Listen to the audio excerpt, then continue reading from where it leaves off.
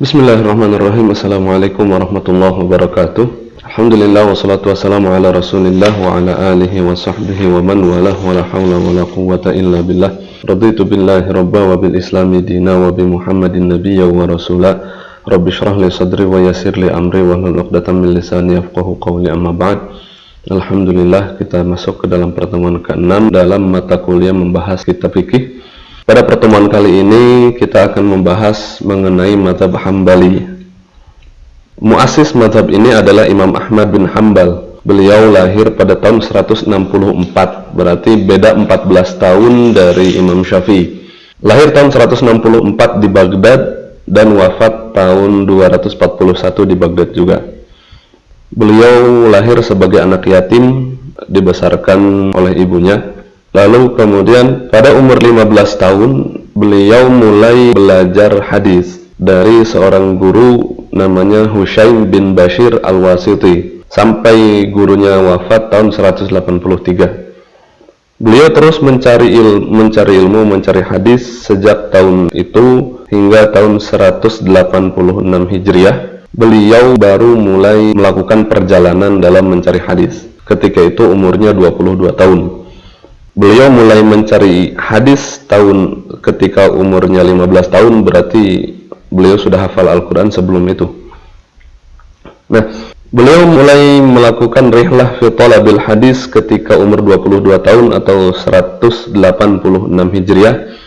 Beliau melakukan perjalanan dari Baghdad ke Hijaz, Mekah, Madinah, lalu pernah ke Yaman, ke Syam, dan berbagai daerah. Beliau bertemu Imam Syafi'i di Baghdad.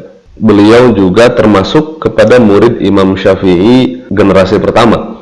Maka dalam kitab Tabaqatus Syafi'iyah Al-Kubra, Imam As-Subki beliau menuliskan nama Imam Ahmad bin Hambal itu pada jilid kedua lah. Setelah jilid pertama membahas tentang Imam Syafi'i, jilid kedua membahas tentang murid-murid Imam Syafi'i generasi pertama. Imam Ahmad bin Hambal dituliskan di situ.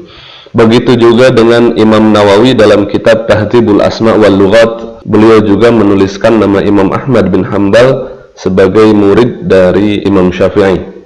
Beliau melakukan perjalanan mencari hadis keluar daerah, keluar negeri sejak umur 22 hingga akhirnya umur 40 tahun beliau mulai membuka majelis. Beliau mulai duduk dan mengajarkan hadis, meriwayatkan hadis dan berfatwa itu ketika umur 40 tahun atau 204 Hijriah.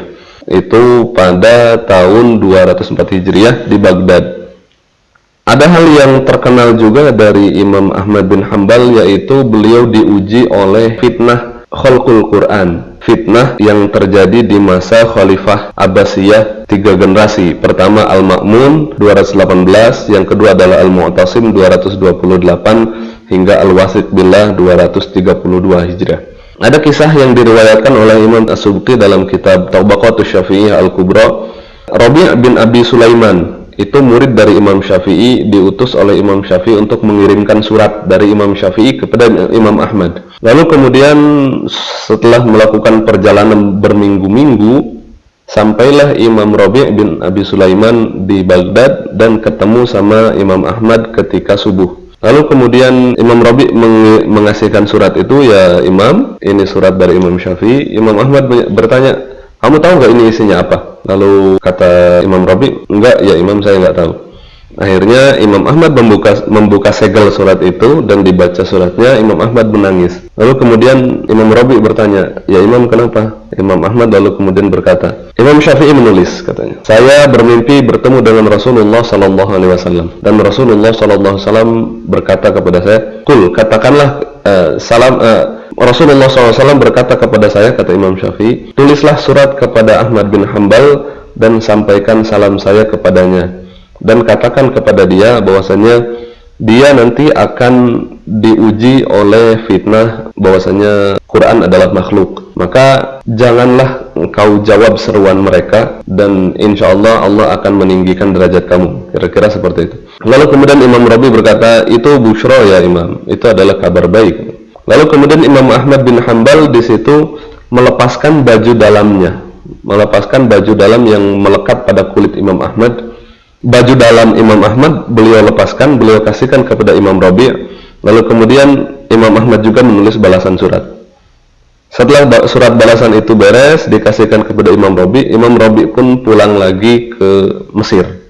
Bayangkan dari Mesir ke Baghdad, dulu nggak ada WhatsApp, nggak ada internet, jadi harus surat dengan tangan dan dibawa dengan jalan atau naik unta, naik kuda.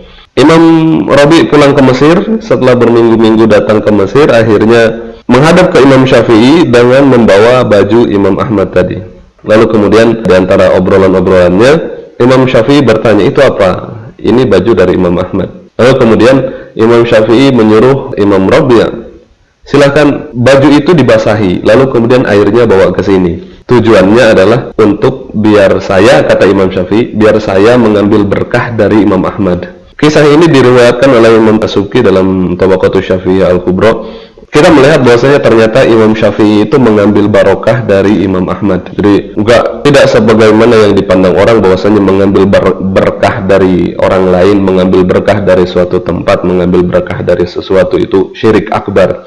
Ternyata Imam Syafi'i melakukan itu dari Imam Ahmad. Nah, Imam Ahmad ternyata terjadilah apa yang terjadi itu. Pertama Al-Ma'mun itu sebenarnya orang soleh. Orang soleh, dia orang yang suka dengan ilmu, dia melakukan proyek penerjemahan ilmu-ilmu gitu, kitab-kitab diterjemahin. Tapi ya satu sisi negatifnya, dia akhirnya dekat dengan ulama-ulama Mu'tazilah, lalu kemudian akhirnya muncullah fitnah itu. Al-Quran adalah makhluk. Karena inna ja'alnahu Qur'anan Arabiyyan. Namanya ja'alna itu kan membuat, berarti membuat itu makhluk, kata mereka. Itu dimulai dari masa Al-Ma'mun lalu kemudian meminta orang-orang untuk diuji bagaimana pendapat mereka tentang Al-Quran. Sebagian ada yang terbunuh. Imam Ahmad mulai ditanya saat itu, tapi beliau tidak mau menjawab. Akhirnya Imam Ahmad digiring saat itu, ditangkap. Tapi kemudian Al-Ma'mun keburu meninggal. Bersyukurlah Al-Ma'mun karena beliau tidak jadi menyiksa Imam Ahmad. Imam Ahmad baru disiksa kalau tidak salah ketika zaman Al-Wathid Billah. Al-Wathid Billah, beliau yang menyiksa Imam Ahmad. Imam Ahmad dikurung selama 28 bulan, berarti sekitar 2 tahun 4 bulan beliau dikurung. Beliau disiksa, beliau dipukuli, beliau dilarang untuk meriwayatkan hadis, beliau dilarang untuk ngajar. Nah, itu sedikit kisah tentang Imam Ahmad dan fitnah yang didapati oleh beliau. Banyak ulama yang saat itu bertakiyah, mengiyakan saja meskipun dalam hatinya mereka tidak meyakini itu, agar selamat dari siksaan. Tapi Imam Ahmad tidak, Imam Ahmad tetap teguh pada pendiriannya, maka terjadilah itu. Lalu kemudian setelah 2 tahun 4 bulan Imam Ahmad dibebaskan lagi, baru beliau bisa lagi meriwayatkan hadis, beliau bisa lagi mengajar. Nah, itu tadi sedikit kisah tentang Imam Ahmad. Maka sekarang kita masuk ke dalam silsilah buku dari mazhab Ahmad. Imam Ahmad bin Hanbal, beliau tidak menulis satu buku fikih sebagaimana Imam Malik dan sebagaimana Imam Abu Hanifah. Imam Abu Hanifah tidak menulis buku fikih, Imam Malik tidak menulis buku fikih. Beda dengan Imam Syafi'i yang beliau menulis, meskipun yang menulis adalah muridnya. Tapi Imam Syafi'i mengatakan, lalu kemudian muridnya menuliskan saat itu. Jadi imla, menuliskan saat itu. Kalau Imam Ahmad, beliau itu berfatwa saja. Murid-muridnya yang menuliskan, dan itu tidak secara imla. Maka akhirnya pendapat-pendapat Imam Ahmad itu diriwayatkan, dikumpulkan sama murid-muridnya. Pengumpulannya pun kan tidak bareng.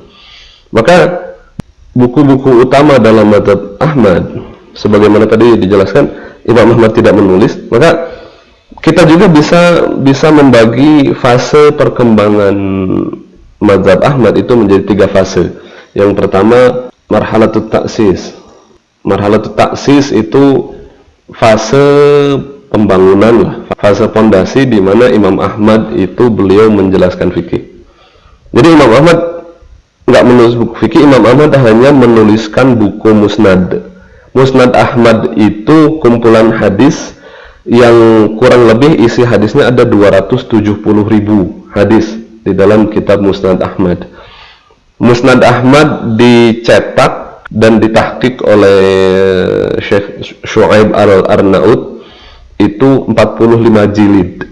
45 jilid hadis. Maka kita nggak bisa mempertanyakan lagi bagaimana hadisnya Imam Ahmad.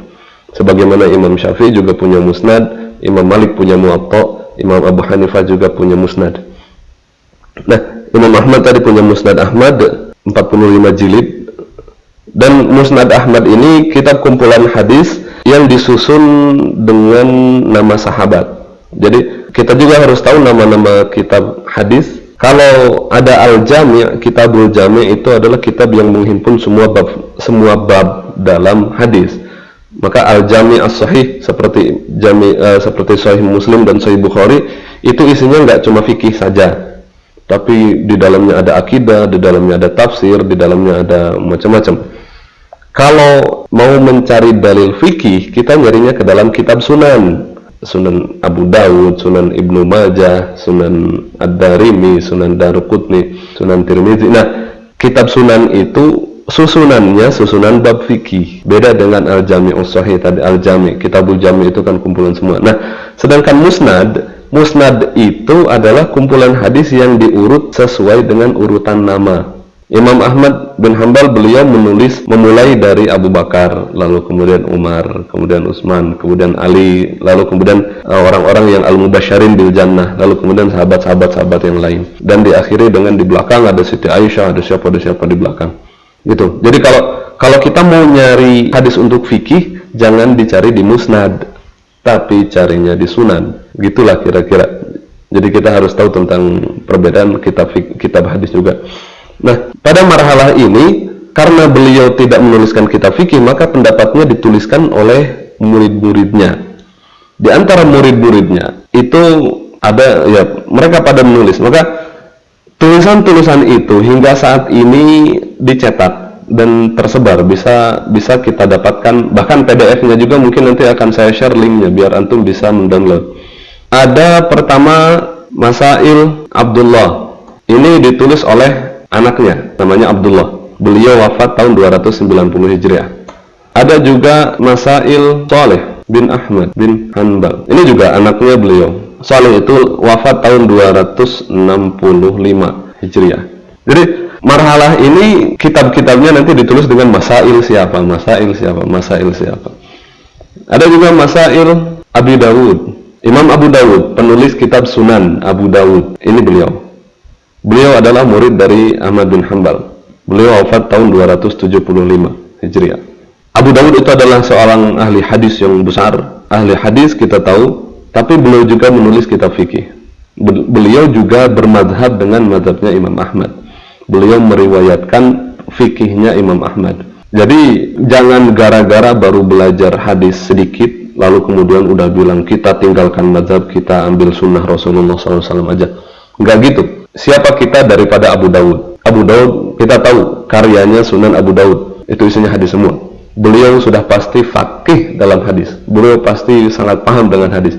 Tapi ternyata beliau juga masih bermadhab dengan madhab Imam Ahmad bin Hanbal.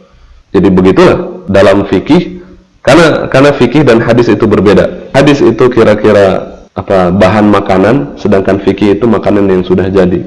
Maka Abu Dawud meskipun beliau ngerti hadis dengan luas, tapi tetap saja beliau mengikuti Imam Ahmad dan meriwayatkan fikihnya Imam Ahmad. Di antara masail yang lain ada yang disebut dengan Masail Harb Ibnu Ismail Al-Kirmani. Beliau wafat tahun 280 Hijriah.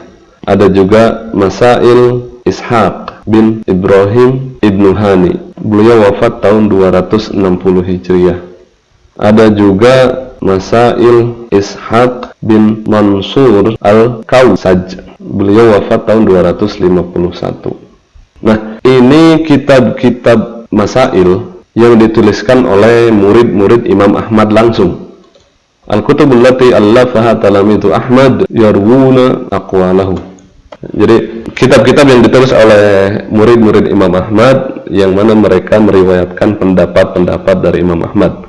Itu adalah kitab Al-Masail 1, 2, 3, 4, 5, 6. Lalu kemudian di fase ini buku-buku yang tadi Masail yang 1, 2, 3, 4, 5, 6 itu lalu kemudian dikumpulkan, diringkas menjadi satu buku, meskipun nggak cuma satu jilid, berjilid-jilid, oleh Imam Umar bin Al-Husain Al-Khiraqi yang dikenal dengan Mukhtasar Al-Khiraqi. Mukhtasar Al-Khiraqi ini sama posisinya seperti kitab Nihayatul Matlab fi Dirayatil Madhab karya Imam Al-Juwaini, karena beliau mengumpulkan, meringkas dan mengumpulkan dari buku-buku utama itu. Imam Al-Khiraqi beliau wafat tahun 334 Hijriah. Nah, sejak ini dengan adanya kitab Mukhtasar Al-Khiraqi ini, lalu kemudian kita masuk ke dalam fase yang lain. Jadi fase pembangunan, fase pondasi itu sudah berhenti ketika masa Imam Al-Khiraqi. Kalau kita ingin masuk ke dalam pendapat Imam Ahmad, bisa langsung ke atas. Tapi untuk melihat yang atas itu kita bisa masuk dari Mukhtasar Al-Khiraqi. Nah, lalu kemudian fase kedua kita masuk ke dalam fase jama', marhalatul jam'i wa tanqih. Jadi kita sekarang masuk ke dalam fase yang kedua, yaitu fase ketika para ulama mulai mengumpulkan pendapat-pendapat yang ada dalam mazhab Imam Ahmad, lalu kemudian mencari di mana pendapat yang mu'tamad dalam mazhab. Sama seperti dalam mazhab Syafi'i, setelah ada Nihayatul Matlab fi Dirayatil Madhab, itu semua langsung ke situ. Maka sekarang juga semua kitab itu langsung ke Mukhtasar Al-Khiraqi. Di antaranya adalah Al-Qadhi Abu Ya'la. Beliau wafat tahun 458 Hijriah. Beliau menulis kitab namanya Ar-Riwayataini wal Wajhaini. Ada juga orang yang paling berpengaruh dan paling terkenal dalam mazhab Imam Ahmad. Di antaranya adalah Ibnu Qudamah Al-Maqdisi. Beliau wafat tahun 600 Hijriah. Imam Ibnu Qudamah Al-Maqdisi ini beliau menulis banyak buku. Khususnya dalam fikih, beliau menuliskan buku dengan 4 level yang berbeda. Ada buku judulnya Umdatul Fiqh. Ini untuk lil mubtadi'in. Ada Umdatul Fiqh. Lalu kemudian ada, ini kitab yang paling penting, yaitu ada Al-Muqni'. Saya bold, saya tandai biar kita tahu, karena ini yang utama. Al-Muqni' ini lil mutawassit. Lalu kemudian ada juga Al-Kafi. Ini untuk kalangan atas. Lalu kemudian yang terakhir itu ada Al-Mughni, Fiqh Muqarran. Ada Umdatul Fiqh, ada Al-Muqni', ada Al-Kafi dan Al-Mughni. Al-Mughni karya Ibnu Qudamah ini itu merupakan syarah Mukhtasar Al-Khiraqi. Jadi Mukhtasar Khiraqi yang ini lalu kemudian disyarah oleh Al-Mughni, Ibnu Qudamah dalam kitab Al-Mughni. Al-Mughni syarah Mukhtasar Al-Khiraqi ini posisinya sama dengan Al-Majmu' syarah Muhadzab yang dituliskan oleh Imam Nawawi. Sama juga isinya adalah fikih muqarran, fikih perbandingan. Kalau kita ingin langsung membahas tentang fikih perbandingan tanpa harus membaca sumber-sumber utamanya, kita bisa masuk ke dalam 2 buku ini. Al-Majmu' syarah Muhadzab, mungkin sekarang harganya sekitar 2 juta atau lebih lah. Dan juga Al-Mughni karya Ibnu Qudamah. Dua-duanya ini fikih muqarran, dua-duanya ini isinya setiap madhab dituliskan dalil mereka masing-masing. Kalau antum orang perbandingan madhab yang ingin benar-benar memperdalami perbandingan madhab, minimal punya 1 di antara 2 buku ini. Nah, setelah Ibnu Qudamah Al-Maqdisi, lalu kemudian masih di fase yang sama ada Majduddin Abdussalam Ibnu Taimiyah. Ibnu Taimiyah yang ini itu adalah kakek dari Syekhul Islam Ibnu Taimiyah yang kita kenal. Beliau wafat tahun 652. Beliau adalah penulis kitab Muntaqal Akhbar. Nanti kitab yang beliau tulis dalam fikih Hambali yang penting adalah kitab Al-Muharrar. Beliau juga menulis kitab Muntaqal Akhbar yang kemudian buku ini disyarah menjadi kitab Nailul Autor oleh Imam Asy-Syaukani. Mungkin di antara kita, di antara antum ada yang mengenal kitab Nailul Autor. Nah, Nailul Autor itu adalah syarah dari kitab Muntaqal Akhbar yang dituliskan oleh kakeknya Ibnu Taimiyah. Jadi Ibnu Taimiyah itu keluarga Taimiyah. Keluarga Taimiyah itu adalah keluarga ulama. Yang pertama adalah tadi Abdul Salam. Yang kedua putranya itu adalah Abdul Halim. Yang ketiga itu adalah orang yang kita kenal namanya Ahmad. Jadi kakek, anak, dan cucu itu 3 orang ulama besar dalam mazhab Hambali. Maka itu berasal dari keluarga yang hebat. Syukur kalau misalkan kita bisa mendidik anak dan kemudian hingga anaknya bisa mendidik anaknya lagi hingga bisa menjadi ulama-ulama besar. Imam Ahmad bin Taimiyah, beliau wafat tahun 728. Beliau wafat di penjara sebagaimana yang kita tahu dalam cerita. Nah, setelah kakeknya Imam Ibnu Taimiyah atau Majduddin Abdul Salam Ibnu Taimiyah, ada lagi Imam Syamsuddin Ibnu Muflih. Beliau menulis kitab Al-Furu'. Lalu kemudian ada yang menjadi penutup dari fase ini, yaitu adalah Alauddin Al-Mardawi. Alauddin Al-Mardawi. Al-Mardawi beliau wafat tahun 850. Beliau adalah penutup dari fase ini. Beliau menulis kitab Al-Insaf fi Ma'rifatir Rajih minal Khilaf. Buku ini Al-Insaf fi Ma'rifatir Rajih minal Khilaf. Jadi beliau itu mengambil kitab Al-Muqni'. Alauddin Al-Mardawi. Nah ini Imam Alauddin Al-Mardawi, beliau mengambil kitab Al-Muqni' karya Imam Ibnu Qudamah. Nah, kitab Al-Muqni' beliau ambil, beliau tulis ulang, lalu kemudian di setiap masalah-masalahnya beliau tambahkan pendapat-pendapat yang ada di dalam mazhab Imam Ahmad. Imam Ahmad ini kan sebagaimana tadi dinyatakan basisnya adalah riwayat. Jadi kita bisa menemukan dalam mazhab Ahmad itu ternyata nggak cuma satu riwayat. Jadi terkadang dalam mazhab Imam Ahmad kita bisa menemukan perkataan Imam Ahmad itu ada 1 riwayat, ada 2 riwayat, atau ada 3 riwayat. Kalau dalam mazhab Syafi'i kita kan hanya mengenal qaul qadim dan qaul jadid, dan basis mazhab Syafi'i itu kan bukan riwayat tapi kitab. Imam Syafi'i menuliskan kitab dan kitabnya ada, ya sudah itu yang dipakai. Sedangkan mazhab Malik itu kan riwayat paling utamanya masuknya ke Ibnul Qasim, maka tidak akan kelihatan banyak perbedaan riwayat dalam mazhab Malik. Tapi kalau dalam mazhab Ahmad, tadi kita tahu perkataan Imam Ahmad ditulis oleh 6 orang, bisa jadi riwayatnya berbeda.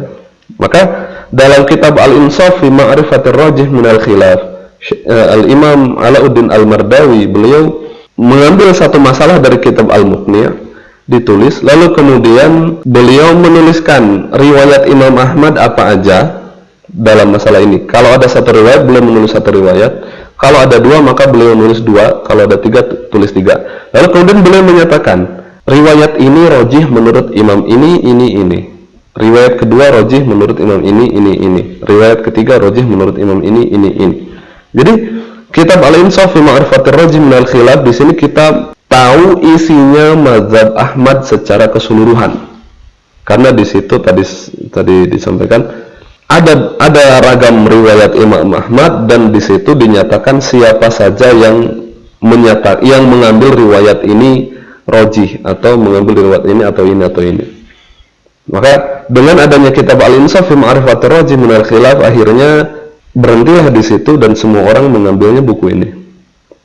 Kira-kira ini kitab Al-Insaf fi Ma'rifatir Rajih minal Khilaf itu posisinya sama dengan kitab Al-Minhajut Talibin karya Imam Nawawi, yang mana beliau di situ menuliskan yang rajih dengan mengasihkan simbol-simbol. Dari simbol itu baru kita bisa membacanya ketika kita baca syarah dari Al-Minhajut Talibin. Kita buka kitab Al-Mughnil Muhtaj, baru kita tahu arti dari simbol yang beliau sampaikan itu maksudnya apa. Ada al-asah, ada as-sahih. Kode-kode itu ketika kita baca syarahnya kita baru tahu, oh ternyata di situ ada 3 pendapat, ada 2 pendapat, ada 4 pendapat. Kira-kira kitab Al-Insaf fi Ma'rifatir Rajih minal Khilaf itu seperti itu. Maka kita juga bisa masuk ke dalam mazhab Ahmad bin Hanbal dalam penelitian tentang mazhab Ahmad itu dari sini. Lalu kemudian kita masuk ke dalam fase yang terakhir, yaitu daurul istiqrar, ketika mazhab itu sudah pakem, sudah paten. Jadi kalau kita lihat empat mazhab ini, Hanafi, Maliki, Syafi'i, Hambali, itu sama-sama memiliki tiga fase ini. Jadi fase pertama itu bagaimana kitab-kitab ulama, kitab-kitab utama dikumpulkan, bagaimana pendapat-pendapat para imam itu dikumpulkan, itu fase pertama. Lalu kemudian fase kedua itu masuk ke dalam bagaimana ketika perkataan-perkataan imam ini diringkas dari berbagai buku, diringkas menjadi satu, dikumpulkan dan diringkas, hingga akhirnya mencapai pada satu buku utama, yang mana satu buku utama itu sudah mencakup dan meliputi seluruh pendapat yang ada dalam mazhab, dan di dalamnya juga sudah ada qaul-qaul yang mu'tamad, ditentukan dari ragam pendapat itu, lalu kemudian yang mu'tamad yang mana. Setelah ada buku itu, maka mazhab itu masuk ke dalam fase yang selanjutnya, yaitu daurul istiqrar. Ketika mazhab itu sudah pakem, sudah ajeg, maka fokus para ulama itu tidak lagi menyeleksi pendapat-pendapat dalam mazhab, tapi bagaimana para ulama itu mengajarkan qaul yang mu'tamad saja. Maka setelah fase ini nanti muncul mutun, matan-matan fikih yang ringkas, yang kemudian nanti disyarah, dihasyiyah dan sebagainya. Kalau dalam mazhab Syafi'i, setelah Minhajul Talibin Imam Nawawi, baru setelah masa itu muncullah matan-matan fikih yang pendek-pendek yang kemudian diajarkan di berbagai daerah. Seperti kitab Qurratul Ain yang kemudian disyarah menjadi Fathul Mu'in dan dihasyiyah menjadi I'anatul Talibin, atau matan Abi Syuja yang disyarah menjadi Fathul Qarib Al-Mujib. Lalu kemudian Fathul Qarib juga di hasyiyah lagi menjadi Tausyih al-Fathul Qarib, atau ada juga hasyiyah Al-Baijuri al-Fathul Qarib, ada juga matan Ghayat at-Taqrib juga ditulis, disyarah menjadi kitab Al-Iqna fi Hil Al-Fazi Abi Syuja'. Dan seperti itu ada kitab Safinatun Najah, itu belakang banget. Ada kitab Muqaddimah Hadramiyah yang kemudian disyarah menjadi kitab Bushrul Karim, dan banyak. Itu kitab-kitab yang datang dalam fase ini. Jadi untuk pembelajaran kita mencarinya buku-buku belakangan, daurul istiqrar. Kalau untuk penelitian jangan ambil yang bawah, tapi ambil yang atas. Jangan kita mengambil penelitian tapi buka kitabnya Safinatun Najah. Pendapat Imam Syafi'i dalam kitab Safinatun Najah nggak ada, itu salah. Kita salah mencari. Jadi gitu. Kalau mau mencari pendapat mu'tamad dalam mazhab, cari kitab yang sebelum daur ini ke atas. Kita bisa mencari pendapat Imam Ahmad, mencari dalam kitab Al-Insaf, atau mencari dalam kitab yang tadi Al-Muqni', atau ke atas lagi kalau mau cari tadi Mukhtasar Al-Khiraqi. Itu kalau untuk penelitian. Tapi kalau untuk pembelajaran, untuk mengajarkan talibul ilm, maka kita mulai dari yang dasar. Itu buku-buku yang dimulai dari ini. Jadi kan ini menjawab pertanyaan, kenapa sih orang mazhab Syafi'i nggak belajar langsung kitab Al-Um? Ya nggak bisa. Kita bacanya kalau untuk belajar yang belakangan, jangan langsung ke atas. Karena kita belum tahu mana yang mu'tamad dan mana yang tidak dalam mazhab. Dalam satu mazhab kan tidak hanya satu pendapat, tapi ada banyak pendapat. Nah, itu semua akan ditarjih, dikumpulkan pendapat-pendapat yang ada, lalu kemudian ditarjih mana yang mu'tamad dalam mazhab. Dan daur istiqrar dari setelah itu ke bawah, maka itu isinya semuanya tinggal yang mu'tamad saja yang dipakai biasanya. Nah, kitab yang datang pada masa ini adalah Imam Al-Hajawi. Al-Hajawi beliau wafat tahun 956 Hijriyah. Beliau nulis kitab Al-Iqna' Al-Iqna' li Talibil Intifa'. Ada juga kita Ibnu Najjar. Beliau wafat tahun 972. beliau menulis kitab Muntahal Iradat. Dua orang ini Al-Hajawi ini orang Syam, kalau Ibnu Najjar ini orang Mesir. Dua orang ini dan dua kitab ini posisinya dalam mazhab Ahmad itu sama seperti Imam Nawawi dan Imam Rafi'i dalam mazhab Syafi'i. Jadi yang mu'tamad adalah yang disepakati oleh Al-Hajawi dan Ibnu Najjar, gitu kira-kira. Jadi sama seperti dalam mazhab Syafi'i kan, yang mu'tamad dalam mazhab Syafi'i apa yang disepakati oleh Imam Rafi'i dan Imam Nawawi, kira-kira gitu. Kok bisa sih mazhab Syafi'i malah yang dijadikan mu'tamad bukan qaul Syafi'inya tapi qaul setelahnya? Karena amal atau proyek yang ada dalam mazhab sejak zaman imamnya sampai, kalau ini kan sampai tahun 850, berarti kan sekitar 7 abad, itu isinya mengumpulkan dan menyeleksi. Setelah terkumpul, setelah diseleksi, setelah terlihat mana yang rajih, mana yang tidak, itulah yang mu'tamad, kira-kira gitu. Orang yang bilang, kenapa kita nggak langsung ngaji kitab Al-Um, itu dia berarti nggak paham tentang perkembangan mazhab. Maka seenggaknya saya mengajarkan seperti ini biar teman-teman juga ngerti tentang perkembangan mazhab dan bisa menjawab syubhat seperti tadi.